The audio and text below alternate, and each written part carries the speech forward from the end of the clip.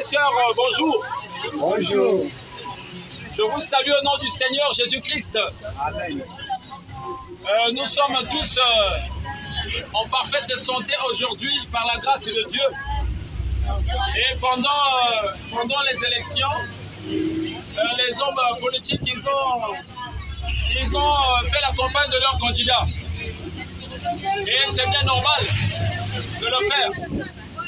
Mais moi aujourd'hui, ayant bénéficié du souffle de vie par la grâce du Seigneur Jésus-Christ, j'ai pensé aussi faire la campagne de ce Jésus. Ce Jésus qui m'a gardé en vie. Ce Jésus qui a décidé de me compter parmi les vivants aujourd'hui. Et j'espère qu'avec Dieu, il n'y a pas de hasard. Si nous sommes retrouvés dans ce bus, ce n'est pas par le fait du hasard. Mais c'est parce que Jésus-Christ, dans son plan, il a voulu qu'on puisse se retrouver dans ce bus. Et moi, je suis très joyeux d'apporter la parole de Dieu. Alors aujourd'hui, comme je l'ai dit, mon but c'est de faire la campagne de Jésus. La Bible déclare dans le livre de Jean, au chapitre 3, verset 16, « Car Dieu a tant aimé le monde qu'il a donné son Fils unique, afin que quiconque croit en lui ne périsse point, mais qu'il ait la vie éternelle. » Et Jésus-Christ, ce n'est pas un mythe. Jésus-Christ, ce n'est pas une imagination. Mais Jésus-Christ, c'est le Dieu vivant et réel. L'alpha et l'oméga.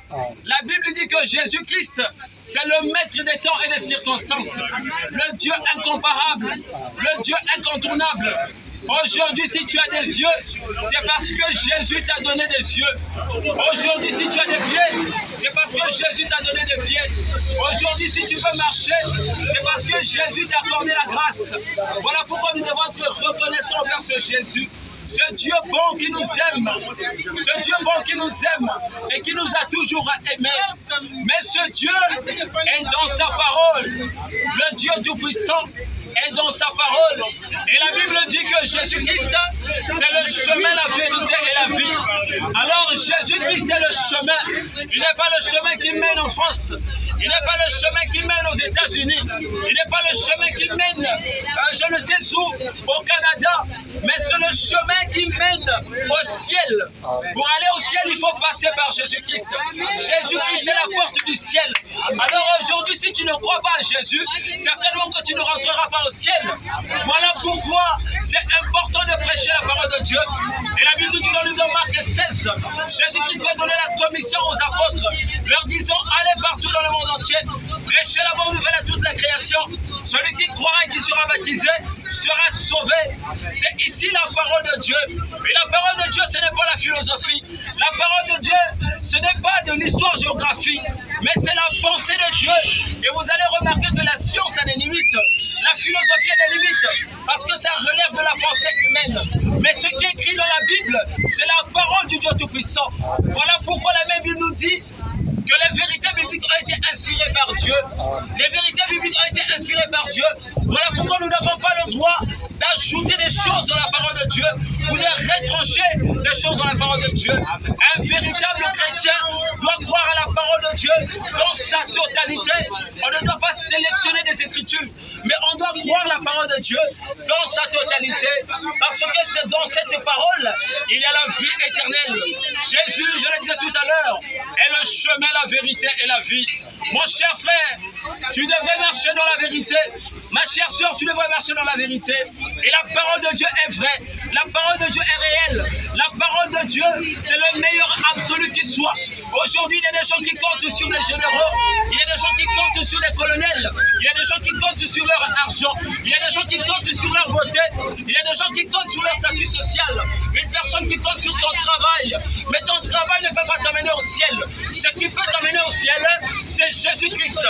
Voilà pourquoi je disais tout à l'heure que Jésus, c'est la porte du ciel. Alors aujourd'hui, ce qui est conforme à la parole de Dieu, c'est le bien. Et ce qui est contraire à la parole de Dieu, c'est le mal. Malheureusement, aujourd'hui, nous remarquons que la plupart des gens n'aiment pas marcher dans la conformité à la parole de Dieu. La plupart des gens n'aiment pas être obéissants à la parole de Dieu. La plupart des gens savent que la parole de Dieu, c'est le bien.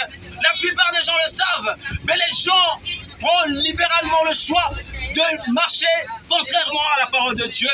Et voilà pourquoi aujourd'hui, nous remarquons que la plupart des femmes prennent plaisir à porter des vêtements serrés, à porter des colons très serrés, à porter des slims, et elles deviennent comme des saucissons. Mes chers frères, ce n'est pas normal. Aujourd'hui, les femmes que nous regardons dans les rues, c'est des femmes qui deviennent comme des saucissons. Mais pourquoi est-ce qu'elles font ces choses? C'est parce qu'elles veulent séduire les hommes. Elles veulent nous montrer leur derrière. Elles veulent nous montrer leur forme physique. On n'a pas besoin de voir ces choses. Quand Dieu t'a créé, quand Dieu t'a donné la beauté, avec cette beauté, tu devrais servir Dieu. Tu ne devrais pas faire une publicité de ton corps. En le faisant, tu deviens comme une prostituée. Parce que la vraie femme, elle ne peut pas faire ce genre de choses. La vraie femme, elle est sûre de sa beauté. La vraie femme déclare la Bible. Elle s'habille d'une manière décente. Elle ne va pas s'exhiber, montrer aux gens son corps, montrer aux gens ses seins, montrer aux gens son derrière. Elle n'a pas besoin de le faire. Et les filles qui font ces choses, ce sont des échantillons. Ce ne sont pas des vraies femmes. Une personne qui vend, vous allez remarquer que lorsqu'on vend, le vrai produit, on le garde et on met toujours un échantillon. L'échantillon est exposé. Celui qui vend par exemple des avocats va prendre l'avocat et va couper pour montrer aux gens que cet avocat est vraiment charnu, pour que les gens puissent apprécier. Et c'est ce que ces femmes-là font aujourd'hui. Vous allez remarquer que les vêtements des femmes, lorsqu'on regarde, il y a des vêtements qui laissent leur poitrine. On appelle ça aujourd'hui les bipages.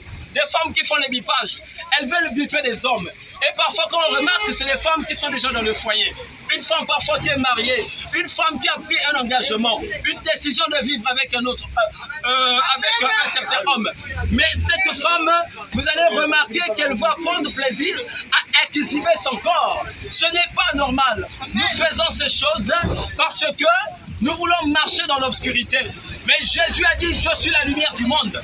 Jésus est la lumière du monde. Et Satan, c'est l'obscurité du monde. Alors toutes les personnes qui marchent contrairement à la parole de Dieu, ce sont des gens qui ne sont pas éclairés. Ce sont des gens qui marchent dans l'obscurité. Aujourd'hui, nous pouvons remarquer qu'il y a maintenant beaucoup de koulouna. Avant, il n'y avait pas le phénomène des koulouna. Les gens sont conscients qu'ils font le mal. Et quand les koulouna agissent, ils attaquent les gens de la nuit. Parce qu'ils sont conscients que ce qu'ils font n'est pas normal. Quelqu'un ne t'a pas agressé, il n'était pas responsable de ton malheur. C'est un simple citoyen comme toi. C'est une personne qui souffre. Mais toi, tu vas l'agresser, tu vas l'attaquer et lui ravir ses téléphones, lui prendre l'argent qu'il a sur lui. Tu es conscient que tu fais le mal. Voilà pourquoi tu le fais la nuit. Le sorcier aussi qui va attaquer les gens. Pourquoi est-ce qu'il choisit seulement la nuit pour le faire? Le sorcier va ensorceler les gens de la nuit. Le voleur aussi qui vient voler, il choisit seulement la nuit pour aller voler. L'autre a souffert, il a travaillé. La Bible dit que l'homme mangera la sueur de son front. L'autre a travaillé, il a imité la fourmi. Il a utilisé ses bras pour travailler. Il a peiné, il a souffert. Et il a gagné quelque chose. Et te voilà dans la nuit qui va aller chez lui pour aller voler ce qu'il a gagné difficilement. Ce n'est pas normal de faire ces choses. Ce sont des choses contraires à la parole de Dieu. Et quand vous faites ces choses, vous êtes conduit par Satan le diable. C'est Satan qui vous anime. Car Dieu ne peut pas vous animer dans ce sens. Dieu est amour et Dieu produit l'amour. Voilà pourquoi il est écrit dans la Bible. Le plus grand commandement que Dieu nous a donné, c'est de nous aimer les uns les autres. Aujourd'hui, nous allons remarquer que beaucoup d'hommes mariés trompent leurs femmes et vice-versa. Les femmes aussi trompent leur mari. C'est vraiment de la pagaille. On peut voir une femme avec 5 maris, avec 5 copains. Elle s'en fiche, elle devient comme un poisson, elle devient, je ne sais pas comment le dire, une prostituée moderne. Mes chères sœurs, ce n'est pas normal. Ce n'est pas normal de faire ces choses. Nous devons faire un choix. Parce qu'ici sur la terre, nous ne sommes que des pèlerins voyageurs. Dieu ne t'a pas placé ici sur la terre pour vivre comme ça, pour mener ce genre de vie. Ce n'est pas une vie responsable. Tu devrais marcher dans l'obéissance à la parole de Dieu. Parce que la Bible nous dit que la crainte de l'Éternel, c'est le commencement de la sagesse. La crainte de l'Éternel, c'est le commencement de la sagesse. Je me souviens d'un homme qu'on appelait Joseph dans la Bible. Joseph avait la crainte de l'Éternel. Joseph aimait le Seigneur. Une fois, il s'était retrouvé devant la femme de Potiphar. Potiphar, c'était un roi d'Égypte. Alors certainement qu'il avait une belle femme. Et cette femme avait envie d'aller sexuellement avec Joseph. Mais Joseph, ayant la crainte de Dieu, avait refusé et avait au point même de laisser son habit là-bas. Lorsque cette femme voulait s'accoupler avec lui, Joseph avait la crainte de Dieu. Il s'était dit certainement